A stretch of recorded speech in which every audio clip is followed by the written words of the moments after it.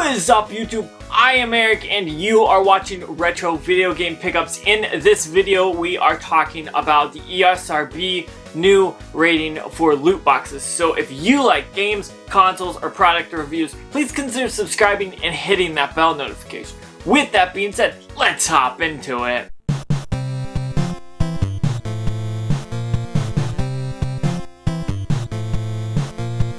Okay, so I just was kind of going through online and looking at kind of what's new and what's happened with gaming recently in like the last week or two, and I came across this article about the ESRB adding a new label to their rating board. Now, I think this is a good thing, and I'll talk about it a little bit. I'll talk about the article. I have my phone out with the article pulled up, and I want to talk about that a little bit at the beginning, and then we'll dive into what I think about it. Now, first off, this is an article that says ESRB introduces a new label to indicate that a game has loot boxes. Now, in 2018, the ESRB had a label that they created for it as well, but this is a new one that says in-game purchases, including random items, which is a loot box. You guys know what that is. So, they indicated that a game that will offer in-game purchases of loot boxes or similar types of items that provide a player with random rewards would get this label. They will be assigned to any game that contains in-game offers to purchase digital goods or premiums using real-world currency or virtual form of coins or anything like that, for which the player doesn't know prior to purchase of the digital goods.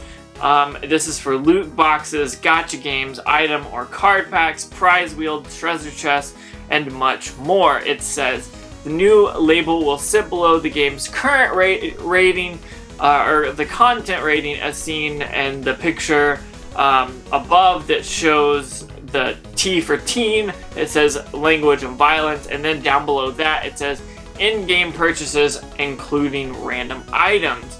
Now, that's a pretty big thing. In 2018, they created the old one that was kind of broad, that said any sort of buyable digital goods, whether it's non-randomized, like subscriptions or season passes, or upgrades to like turn off ads, like if it's like a game that has ads in it that you could turn off, obviously.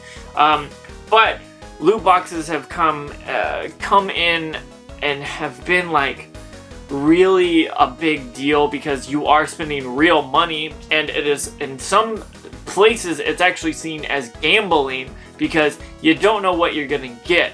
Now, I think this is an interesting fact and something I wanted to talk about because this is a big deal. Now, first off, I want to say, if you're buying a game for your kid and you don't know what it's about or what it's rated, you should probably pay more attention. Now, the whole ESRB was created because parents were buying games for their kids and not knowing what it was, and really that was their fault. They should have known that if you're going to buy a Mortal Kombat game, you're probably going to see some blood because it is a fighting game. Like, they're not trying to hide that it's a fighting game whatsoever.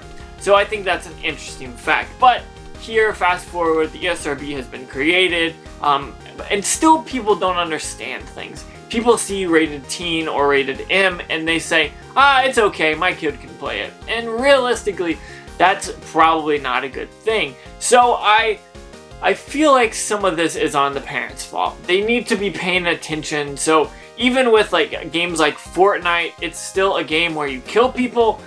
It's probably not something your 8 or 10-year-old should be playing. Let's be honest here. But I digress. We're going to move on past that, move on past the parents not doing their job, which in turn created the ESRB, which I'm okay with the ESRB. Honestly, let's be real. You understand what you're getting when you buy it. Maybe you don't know that Mortal Kombat is more than just a fighting game. Maybe you don't realize there are those special moves that rips the spine out of your character when you're playing or whatever like that, and this will let you know. So if it's rated teen and it says rated for violence, blood and gore, you're gonna know there's gonna be blood and gore. And I understand that, and I'm glad that happened. Now, back to the loot crates, or loot boxes. Now, back in 2018, when this was a big deal, people saw it and were freaking out. And I'm kind of surprised that the ESRB didn't do what they did now back then. They probably should have done it, and I wanted to talk about this a little bit. I feel like it's almost too late. Like, it's been obviously 2 years since that last rating had happened, since they made that rating that said any of the loot boxes or anything that you get that you spend money on in game. But this one I think is more specific, and I think it's a little bit better. Now, what does it mean? It says basically if there's a random game, a way to spend real life money in a game, that's when this is going to show up. And I like this. Like, I feel like I should be knowledgeable enough about the game before I buy it, but also I like the idea. Maybe it's something that you don't see in the trailers, or you don't see in the commercials, or anything like that.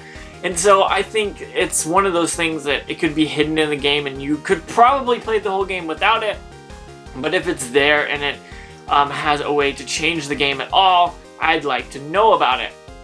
Now, if you guys know anything about EA is a big proponent or big user of these loot boxes, because people spend real money and the chance to get that brand new gun or that brand new weapon, whatever the weapon is, or maybe a suit or something like that.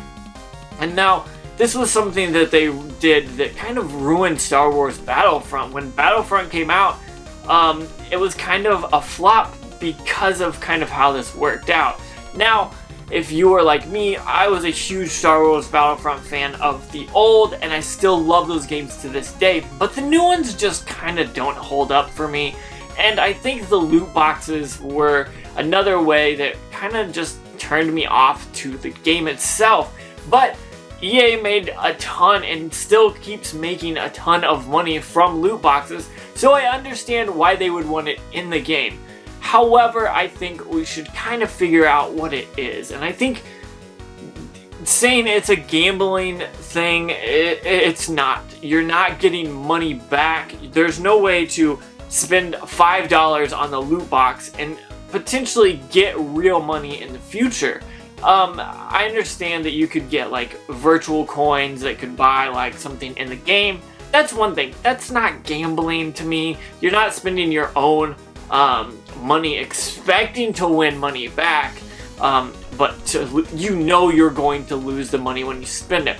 So I don't think it is as much of a gamble, because the risk is not as grand, I guess is the right word. There's not a chance that you get your money back or more. You're just buying something, but that something is more randomized. It's like a mystery box. You can buy those online for absolutely anything. You could buy game mystery boxes. You could buy shoes, clothing, all that stuff. That's what I see loot boxes as. And that's okay. Those aren't marked as gambling, even though there is a risk involved, but you're not getting money back. And I think that's where this could be a little bit confusing. I think the in-game purchases is a great way to do it. I don't think that a loot box should be considered gambling, but I would love, and I like the idea of putting that in-game purchases on the cover, because if I buy a game, say Fortnite, and I think every weapon I can unlock, but when I get into playing it, I realize I have to spend $5 to unlock that gun, $5 for that gun. That's just not as much fun in my eyes. Now, don't get me wrong, people love that, and if you're like a pro player or something like that, spending $5 to get a gun that might level you up or make you better is not a bad deal, I guess. I don't really know. I don't understand that. I don't really spend money on games that I've already bought. So if I pay $60 for a game, I'm not going to go out and say, hey, I need that skin, or I need that weapon, or anything like that. So for me, it just kind of doesn't fit. But there are games where you could benefit from that, and I think it just depends. I don't think it should be considered gambling, but I do like the idea of adding that, and I think this is something the ESRB should have done a long time ago. Now, I talked about that a little bit, but I think this is something that as a parent you should pay attention, or really anybody buying games nowadays, you should look at that ESRB rating if you don't know what you're getting at. Now for me, I could play anything from an E-rated game to the M and be perfectly fine and not worry about it. But if, say, I buy a teen-rated game, it's rated T for teen, and I go to play it and I get to the point where I can't go any further unless I buy that new map, I'm not going to be happy. So when I see these little labels down there that says in-game purchases, I might look into it and say, hey, okay, this game has, say, 40 levels, but only 25 of them are unlocked when you buy the game, and then the other 15 you have to buy this pass or that pass, or you just buy them specifically, or whatever it is. So I understand where they're going, and I like the idea of in-game purchases because that could potentially save parents a lot of money, because their 12-year-old isn't in there buying every single game and trading it to mom or dad's credit card. So what do you guys think about this? I think this might have been a little too late, to be honest. They should have done this in 2018, to be honest, but that's just my thought. I want to know what you guys think. I don't really spend extra money in games unless I have like a gift card or something like that. I'm not spending extra cash on it. So I want to know what you guys think. Do you guys buy in-game currency? And what does it get you if you do that? Comment down below and let me know. I want to say thank you so much for watching. Don't forget to like, comment, subscribe, hit that bell notification. That way you know when I post more videos, which is every Tuesday, Thursday, and Saturday. And I want to say thank you guys so much one last time for watching. Make sure you stay safe, wash your hands, stay home as much as you can, social distance, stay 6 feet away from people. Be safe out there, guys. I am glad you're watching this, and I want to make sure that you guys stay safe. So, one last thing, with that being said, make sure you have a good day.